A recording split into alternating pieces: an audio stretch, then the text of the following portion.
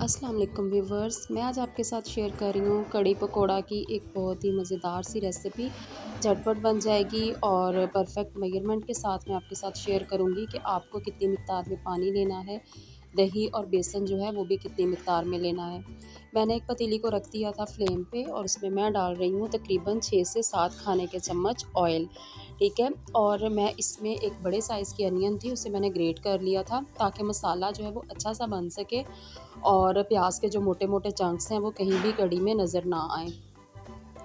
तो प्याज को मैंने ग्रेट कर लिया था, अब मैं इसे ऑयल में ऐड करूँगी और इसके साथ ही मैं इसमें डाल दूँगी तकरीबन 8-10 चव्वे साबुत लहसुन के। मैं पीस के नहीं डाल रही हूँ। आप अगर अदरक डालना चाहें तो 1 खाने का चम्मच अदरक का पेस्ट भी इसमें ऐड कर सकते हैं। लेकिन अमूमन जब गर्मी के मौसम में हम कढ़ी बनाते हैं तो उसमें हम अदरक जो है वो अवॉइड ही करते हैं कि ना डालें। प्याज को हल्का-सा गोल्डन कर लेना है और उसके बाद इसमें मैं तकरीबन 1 कप पानी डाल रही हूँ। पानी थोड़ा-सा इसमें इसलिए डाल देंगे ताकि जो लहसुन है, जो प्याज है और जो हम इसमें टमाटर ऐड करेंगे वो सॉफ्ट हो जाएँ। 1 खाने का चम्मच फुल भर के मैंने इसमें रेड चिली पाउडर डाला था, 1 चाय का चम्मच मैंने इसमें हल्दी डाली थी और 1 ही खाने का चम्मच मैंने इसमें नमक का ऐड किया था। अब इन सारी चीज़ों को मिक्स कर लेना है और क्योंकि प्याज ग्रेट किया हुआ है तो इसलिए बड़ी जल्दी मसाला रेडी हो जाएगा। एक बड़े साइज़ का टमाटर था, उसे मैंने काट लिया और 2-3 हरी मिर्चें भी इस तरह से कट लगा के मैंने इसमें डाल दी हैं। अभी मुझे तकरीबन 5 मिनट के लिए इसे कवर करके इस तरह से रखना होगा ताकि टमाटर जो हैं, हरी मिर्चें हैं, वो थोड़े सॉफ्ट हो जाएँ। उतनी देर में मैं अपना कढ़ी का जो बैटर है वो रेडी कर लेती हूँ। मैंने तकरीबन हाफ़ केजी दही लिया था और उसमें मैं 1/4 कप जो है वो बेसन डाल रही हूँ। बेसन को पहले मैंने छान लिया था ताकि गुठलियाँ वगैरह जो हैं वो उसमें ना रहें और पेस्ट जो है वो अच्छा-सा बन जाए। दही में बेसन ऐड करके इस तरह से फेंटने का मकसद ये होता है कि बाज़ दफ़ा कढ़ी में लम्प्स दही के नज़र आते हैं, जो फुटकियाँ सी होती हैं वो अच्छी नहीं लगती। तो खूब अच्छी तरह से इस तरह से इसे फेंट लेना है और इसके अंदर जो पानी हम ऐड करेंगे, जो मैंने आपको क्वांटिटी बताई है दही की और बेसन की, उस हिसाब से इसमें 2 लीटर पानी जाएगा, यानी 2 जग में पानी इसमें या 8 ग्लास आप कह लें, मैं इसमें पानी जो है वो डाल रही हूँ।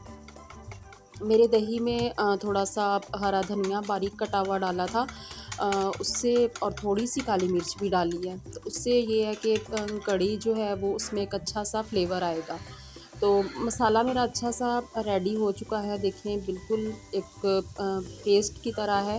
तो ये छोटी-छोटी चीज़ें होती हैं, इनको फ़ॉलो करने से आपकी चीज़ की जो लुक है, जो खाने में मज़ा है, वो बहुत बेहतर हो जाता है।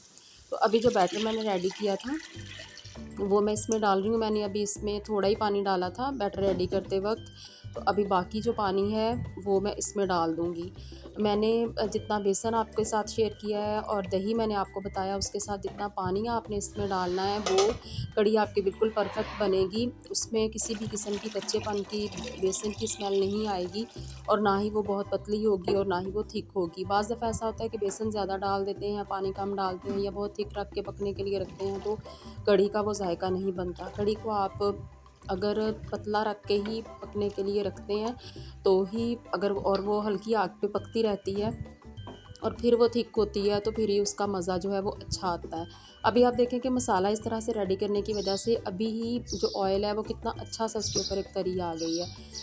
आपने इसको मैंने इसको हाफ़ कवर करके इस तरह से रखा था, लिड फुल बंद नहीं किया था ताकि उबल के बाहर ना आए और अभी फ्लेम जो था वो मैंने थोड़ा हाई रखा था ताकि ये पकना शुरू हो जाए, ठीक है। तो अभी ये मैंने 1 खाने का चम्मच सूखा धनिया साबुत जो है ना वो मैंने लिया था, उससे मैंने मोटा-मोटा पीस लिया था, बारीक पाउडर नहीं किया था, तभी मैंने वो इसमें डाल दिया, उससे इसकी बड़ी मज़े की खुशबू आएगी। तो इस तरह से हाफ़ कवर करके इसको मैं बिल्कुल मीडियम लो फ्लेम पे पकाऊँगी। मैंने छोड़ दिया था इसे तकरीबन 3 टू 4 आवर के लिए, ये इस तरह से फ्लेम पे पड़ी रही थी और मैं अपने दूसरे काम करती रही थी, बीच-बीच में इस तरह से चम्मच चला देती थी।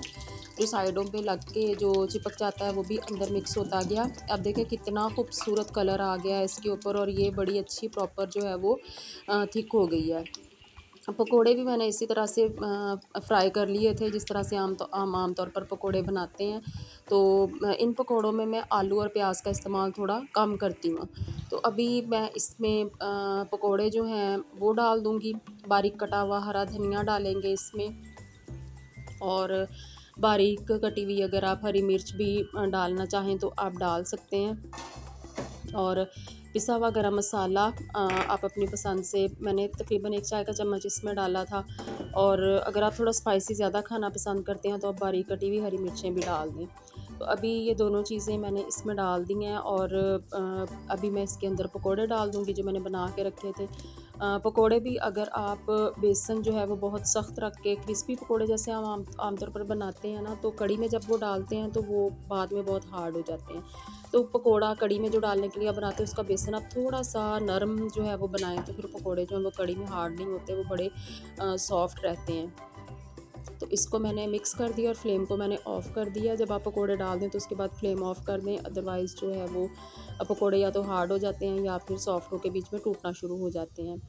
मैंने तड़का लगाया था कढ़ी को, अजवाइन ली थी मैंने 1 चाय का चम्मच, ज़ीरा लिया था 1 चाय का चम्मच और सूखा धनिया मैंने 1 चाय का चम्मच लिया था।